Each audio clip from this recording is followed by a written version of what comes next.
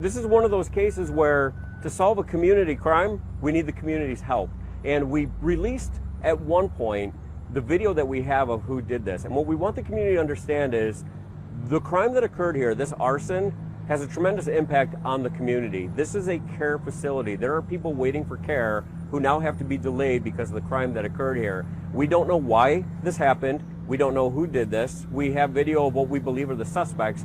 But what we need, and our plea to the community is, look, if you got that information of who did this, even if it's just a hunch, we need you to call Silent Witness. The reward by the owner has been raised significantly. Silent Witness always puts up $1,000 for reward. This reward today has now gone to $26,000. We guarantee you will remain completely anonymous, but we need the public's help. And I'll let Fire talk about why that is so important and why this crime impacts the community. I want to make sure that you guys are picking up the mics so that I want to make sure that you can hear me good. Pretty good. How about okay, you great. guys? First of all, thanks for coming out. This was a large fire on that morning of St. Patrick's Day. Could you start again, please? Sure, absolutely.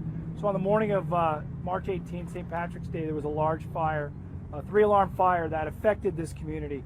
As we just discussed, this was a care home that was on schedule to open on time. That would greatly affect this community. Not only the beautification, but we have a lot of new businesses. The light rail is nearby. It was a tremendously devastating fire for this neighborhood. It affected not only the progress of it, but unfortunately a blight to this neighborhood that is trying to sort of beautify the area. There was hundreds of firefighters that were out here. It put their lives in danger.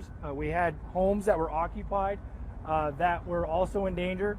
The fire looked like the sun was rising in the morning. That's what type of fire that we had out here. Luckily, the firefighters were able to save the surrounding areas, but the building was a complete loss.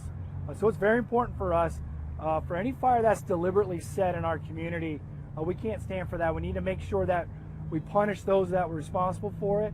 It sends a message that if you're going to start a fire in our community, put lives at risk and stop the beautification and the improvements in these neighborhoods, we're going to find you and we're going to prosecute you. So it's very important. You see anything, you heard anything, there's a lot of money on the line right now. Like we said, it's completely confidential.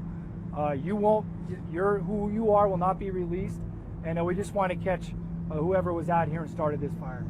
Can you talk about the evidence that you've collected? Either one of you is appropriate. Sure, the evidence we've collected, it starts with the video that we have. So we know that there was 2 individuals that were here prior to the start of the fire. Pinpoints on them, they had no business, they were trespassing. They were inside of the building. And 2, we do have, not to go into too much specifics, but there were accelerants that were used. We know this was a man-caused fire, it's human-caused fire. So the evidence right now, without giving away too much of the case, is if we can catch the people, we can link them to the accelerants that were used. And that's what we're hoping to do. What's the most important thing you want people to know about coming forward, and what are you hoping for? Well, we're hoping that if they come forward, first of all, it's the right thing to do. And second of all, like I said, it sends a message to our community, this great city that we live in, that if you're going to start a fire of this magnitude, we're going to catch you. And it sends a great message that you're not going to get away with it. And that person that comes forward can have that sense of pride that they made a difference in the community they live in, and their bank account's going to be a lot bigger at the end of the day as well. One of the challenges, people don't know what to come forward with. If somebody showed an interest in this fire or fire in general, or they're loitering around the neighborhood, or they just have really been a little too into this particular story, whatever it is, we need you to trust your gut. We don't need you to prove the case. And that's the kind of stuff, if we didn't offer anonymity, we know we wouldn't get the information. So you're completely anonymous, you will get paid, but we do want to make sure that these people are located. They have to be responsible. There are people who don't have jobs yet because of this facility being delayed, and certainly, as we mentioned, they're not getting the care facility they need in this community as of yet. Sometimes people know things, but they don't realize that they know things, correct? There's a lot of times that people in retrospect will say, wow, I guess that did seem out of the ordinary, or I had a hunch, and they don't call. And you hear the term, if you see something, say something, all the time.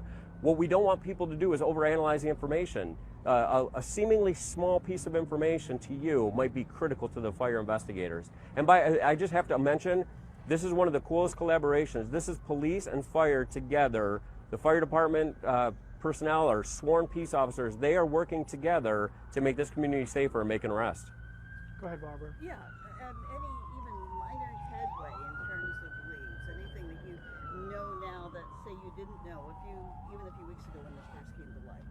Right now, every lead that has come into the arson investigator office that we're running down, unfortunately, we're not getting anything as substantial enough to go ahead and either file warrants or make an arrest. So we are a little bit further along from the day of the fire, but unfortunately, we're not at a place where we have any sound suspects right now.